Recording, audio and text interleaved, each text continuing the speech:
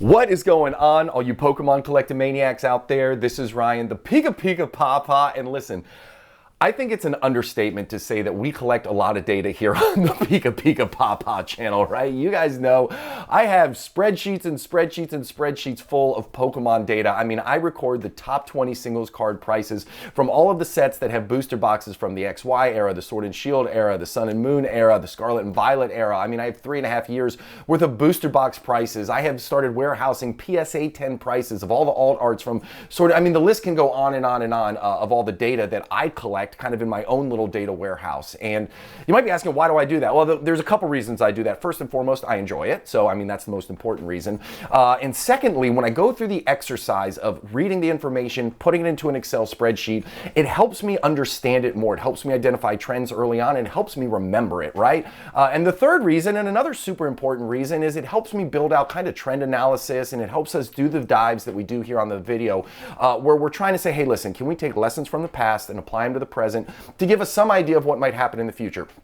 Does not mean we're always right. Data is black and white, right? Data doesn't know what's getting hyped in the market. Data doesn't know the macroeconomic things that are going on, but it does help ground us a bit and give us some learnings from the past, because I always say how important it is to apply it to the present. And the other thing that I want to say is, listen, markets can change. That's not a bad thing. Like, just because Sword and Shield acted one way doesn't mean that Scarlet and Violet can't act some way different. Doesn't mean that if Scarlet and Violet does different things, it's a bad thing. Markets shift. I mean, over the long run, we want more people to be involved in the Pokemon collecting and investing space. Like, we want the fan base to grow, which will lead to some changes.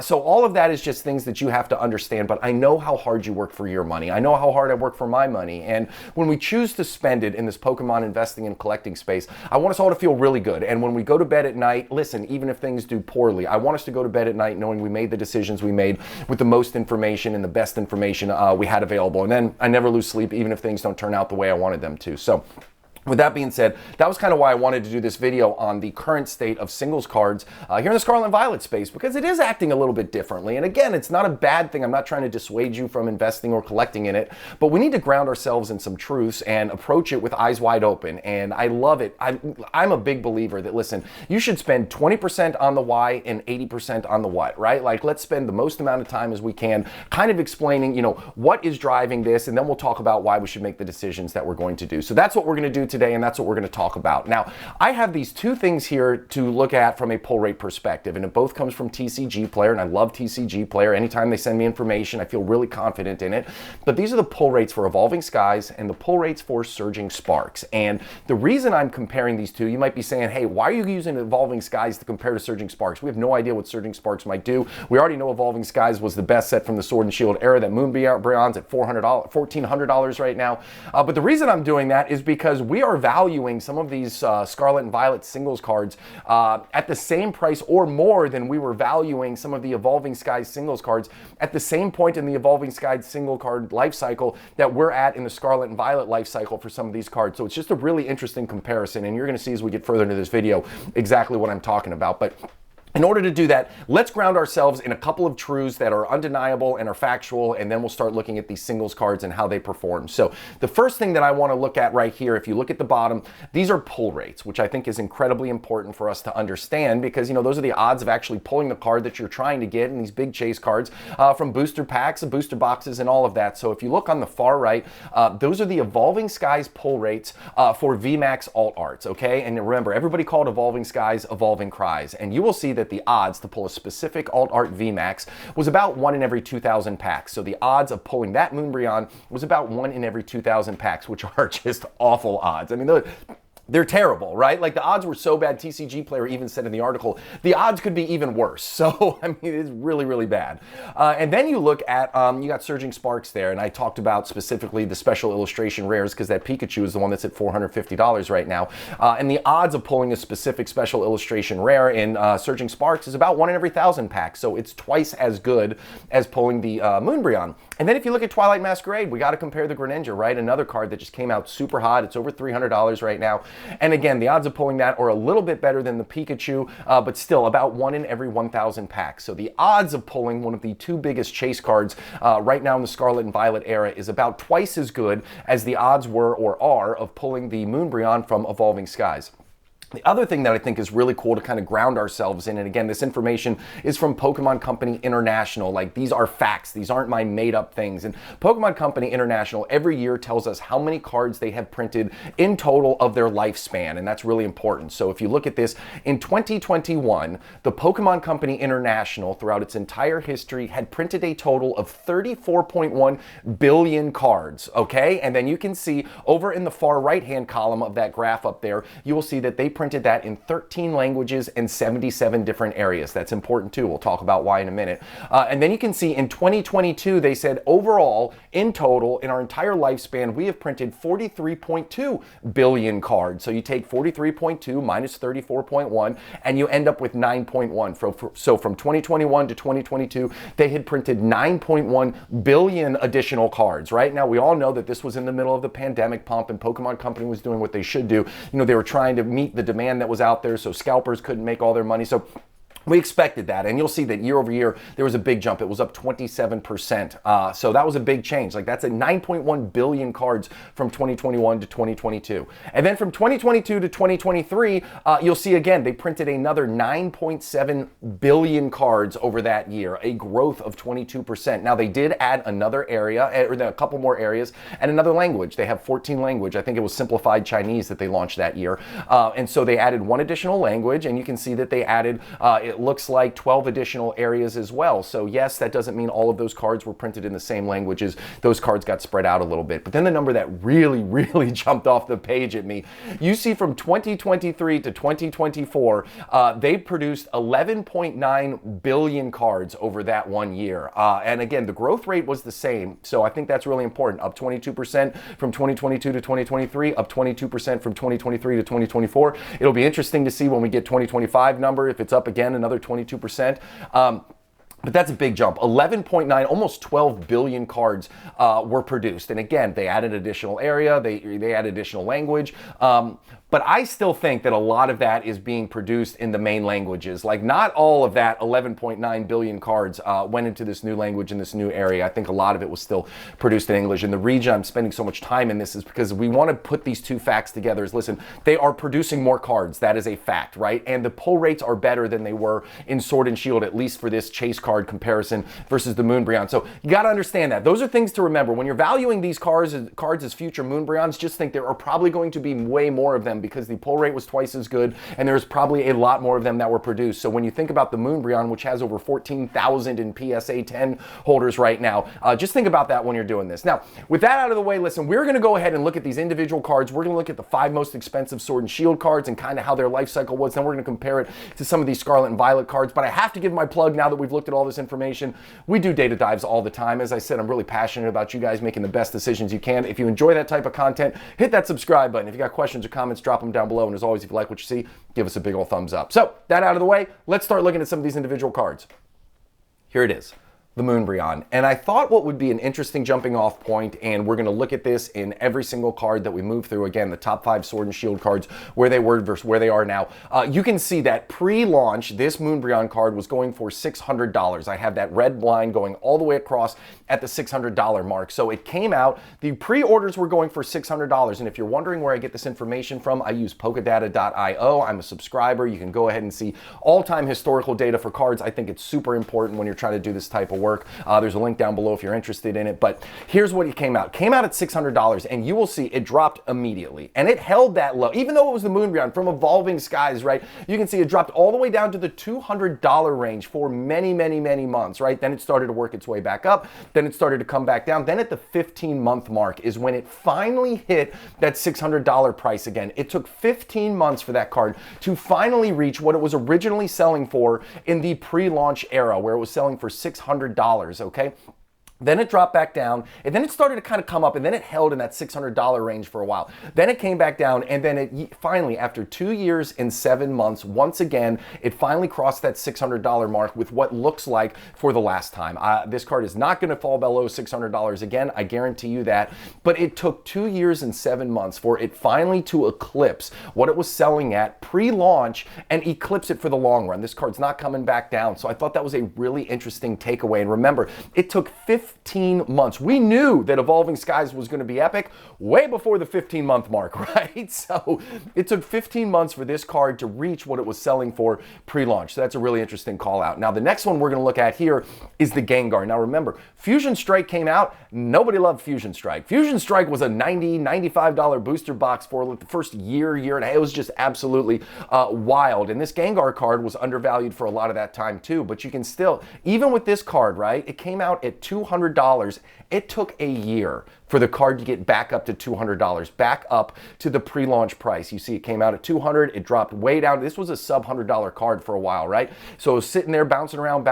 After a year, it finally worked its way up. And then you can see it kind of held in the $200 range for a long time. And then finally, again, at the 2-year, 4-month mark, where we saw a lot of these alt art spike, is when it finally crossed that $200 threshold again, and it's gonna be a $200 card, right? It's not coming back below that. But again, same thing as the Moonbreon. I mean, you had over 2 years before you had the final opportunity to buy this card at its pre-launch price. Now, the next card that we're gonna look at here, the Kickin' Chicken, the Blaziken, right? I mean, from Chilling Reign, this card is absolutely awesome. This is a card that, I don't know, I kind of have mixed feelings about it. It'll be interesting to see how this card holds on. We've seen some weakness in Chilling Reign. If you watch this channel at all, we do month-over-month views of all the sets in Sword and Shield, and Chilling Reign's getting kicked around a little bit. But look at this card. I mean, it came out at $200. It dropped below, and it took 2 years and 1 month to get back up over the pre-order price again, and then it dropped, and then a short time later, 2 years and 10 months, it finally spiked back up. But again, look, I mean, it's still holding near that $200 mark, so that's a really big takeaway for me here on this Blaziken.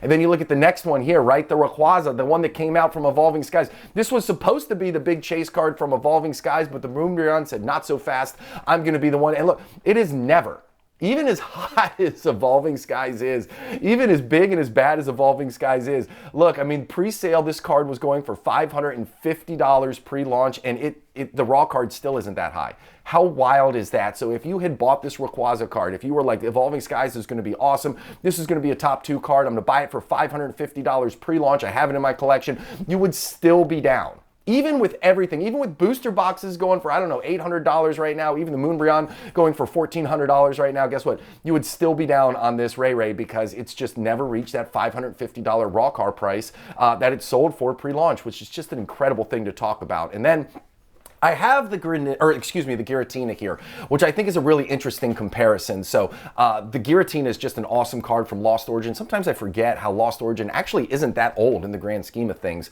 But I like this Giratina card a lot. It's not a Pikachu, it's not a Charizard, right? I mean, I think it's a very popular Pokemon, but you know, it's not one of the top 2. And when you look, I have the pull rates right there for Lost Origin. The pull rate for this is actually comparable to the Surging Sparks and the Twilight Masquerade Special Illustration Rares. So I think that's really cool. It's got some awesome texture to it. So for all of those reasons, but you can see it came out at $300. And even as awesome as this card is, even as much as Lost Origin was super, people loved Lost Origin. If you don't remember, those booster boxes came out on fire. They actually did a restock very shortly into the Lost Origin life cycle because the booster boxes were selling over MSRP so quickly after launch. So I mean, Lost Origin came out absolutely hot. And this card came out at $300, and it took 8 months, much shorter than the other ones. But again, Sword and Shield was kind of at the tail end. Everybody knew alt arts were going to be great. So it took 8 months for people to finally buy this at that $300 mark. And then what happened? It immediately dropped back down. It immediately dropped back down below what people were paying for this pre-launch. And it took a year and 7 months for it to hit that mark. But now, even now, again, remember how new Lost Origin is, take it with a grain of salt. But even now, you can buy it at the same price people were paying pre-launch. And I think all of that's really important to ground our heads around, because now we're going to start looking at some of the Scarlet and Violet cards. And again, this isn't to dissuade you from purchasing them or buying them. You should collect what you love. I think these cards are awesome, but the market is just performing a little bit differently. Remember, we've seen these coming out really high pre-launch, then it drops down, then it comes up, then it drops back down. So let's use that as we look at some of these cards. And of course, we got to start off with the Greninja, which is now not old by any means, but I mean, the set's been out for, I think, 6 months at this point, right? Twilight Masquerade is certainly not brand new, and the card has come out absolutely on fire, right? It came out in the $120, $130 range. People were paying that much for it pre-launch, and it's all the way up over $300 now. So again, we didn't see any of these cards from the Sword and Shield era in their first 6 months of life follow this pattern. None of them. Zero, Zip, Zilch, Nine, Nada, right? Like, all of them came down for a period of time, because what you expect to happen is the demand is there, more boxes, more packs are ripped, more of these cards cards are available,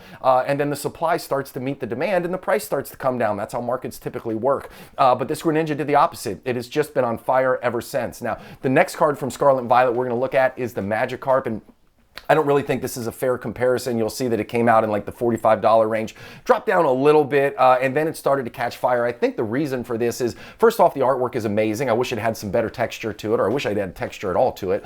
But I do think this card is amazing, and it's the gem rate. You know, this is a very, very hard card to get in a PSA 10 holder. I think there's only 2,400 of them out right now, and I mean, this is a set that's over a year and a half old at this point, so that population's not going to materially increase. And this Magikarp card right here, you know, it's reaped the benefit of being a very popular Pokemon with some awesome artwork from a set with a really low gem rate. So I thought that was something that we needed to compare to. When you look at the alt arts from Sword and Shield, I mean, those gem rates were in the 65, 70 range. So really easy to get those in PSA 10s compared to some of these earlier Scarlet and Violet sets. But again, doesn't matter. This is a chase card. It's not following the same pattern that we saw from those Sword and Shield sets. And then the next one right here is the Charizard from 151. Another set where there was no confusion. We knew 151 was going to be an epic set. We knew that this Charizard was going to be the chase card from one of the best sets in recent memory, and it didn't see any drop. You know, it just held at the $120 mark really for most of its life cycle. We have just recently started to see this card pop off. But with that being said, it still didn't follow the same pattern. Now, I think this pattern is very healthy. I don't see anything wrong with this pattern. I have a little bit of an issue with the Greninja one, but this pattern right here, you know, it's flat. Everybody knew it was going to be great. I think it was a great buying opportunity in the $100 range, but still it didn't follow the same pattern that we saw in those earlier Sword and Shield alt arts. Now, the next one we're going to look at right here is the Bubble Mew, and guess what? The Bubble Mew followed the pattern. We finally have one right here. It came out in the $180 mark. It dropped down. You know, it's been hovering in the $100 range for a long time, and now, I mean, this is a $200 card on the secondary market, which is really, really cool. So this one kind of followed the pattern. So, you know, we finally got one that followed the same pattern that we saw in the Sword and Shield market, but this card was no surprise. Again, if you watch this channel at all, we look at the top 10 cards that exchange hands the most on TCG Player every month, and this card has been on that list for 6 consecutive months. Anytime you see a card that's on that list for 3 or 4 consecutive months, even if the price isn't moving, it lets us know that the macro market, like everybody is in love with this card, and it is a great indicator that this card is eventually going to pop off in price. And so again, following the trends, following the data, it kind of proved point again, because guess what? This card popped off over the last couple months, and we've kind of been knowing that was going to happen here because of the velocity it's been selling through with. The next card right here, the Charizard, again, another one that's at least following the pattern. So Paldean Fate seems to be following the pattern here a little bit. Now, this card was going for $300. It's up to the $200. Oh, that's about 170, 180 bucks right now. But this card has come back down. Now, if Paldean Fates continues to do what it's been doing, that Bubble Mew's going up in price, the Pokemon Center exclusive ETBs are going up in price, the Mimikyu stamp promo card is going up in price, I have no doubt this card's going to go up in price. Like, I think that this card could have a very bright future. How long is it going to take to cross that $300 threshold that people were paying before launch? I don't know, but it is certainly an interesting theory here that the 2 Paldean Fates cards are at least following the exact same pattern. So if we're going to talk about these, we also got to talk about the Pikachu, okay? And I know it's brand new. I know it's too early in its life cycle. I know it's not necessarily fair to compare this card, but if you look, again, pre-market, it was sitting at $350, and again, I use Pokedata.io, not TCG Player, so the price seems a little bit lower, but I mean, this card was a $500. This card was selling for $5. I saw sales on eBay for $600 as soon as this set came back out. Now, it is starting to level off a little bit in the $450 range right now, but it was a $300 card prior to launch. You could have bought this on TCG Player for $300, and it spiked up to the $500-600 range. Now it's starting to sell at $450, so it's definitely not following the same pattern that we saw from those Sword and Shield alt arts. And then the same thing, you got to look at the Latias card right here. Same thing, just not following the same pattern. Now, with all that out of the way, again, we look at a lot of these cards, we look at how they've performed, and again, it's not to say do this or do that, but it's simply to ground ourselves in some truths. I think what's happening, and this is interesting, this is just my take on it, but I think that people are paying future values for the cards now. Like, do I think that the Pikachu could be a $450 card 3 years from now? Probably. I think the card's going to be really valuable. I think it's going to be one of the big chase cards from the Scarlet and Violet era. So I think it's going to have a lot of value further down the road. Like when you think about stock investing, sometimes you buy a stock at a future valuation. You're not buying the value of the company today. You're buying the future value of the company because you say, hey, listen, this company has a competitive advantage. They're going to drive a lot of revenue over the next 3-5 years. So I'm going to buy them now, right? Now, I think what's happening in the Pokemon market is a lot of people are buying cards now because they've seen the way that Sword and Shield alt arts have performed. They've seen the pattern that those cards have exhibited. So they're buying them now, but they're kind of pushing through the drop. Like they're pushing through that drop, the Pokemon pop and flop, we used to call it, and they're simply buying the future valuation of the card today. Not a bad thing, not a good thing, because we have seen some really crazy price gains in the past from a percentage standpoint. So I think the percentage gains over the next 3 to 5 years will be muted a little bit. I think they're going to be more normalized what we've seen over the last 3 years. So that's just my take. I thought this was a really cool comparison. I'm sure this ended up being a really long video. I started shooting and I stopped thinking, so I'm sure this was a long video, but I hope it was worth it because I think there's a lot of really cool learnings in here, and I'd love to know what you think in the comments down below. So if you made it to the end of the video and you enjoyed it, hit that subscribe button. You got questions or comments, drop them down below, and as always, I appreciate you for watching. I hope you have an epic one, and I'll talk to you soon. See you later, everybody. Bye.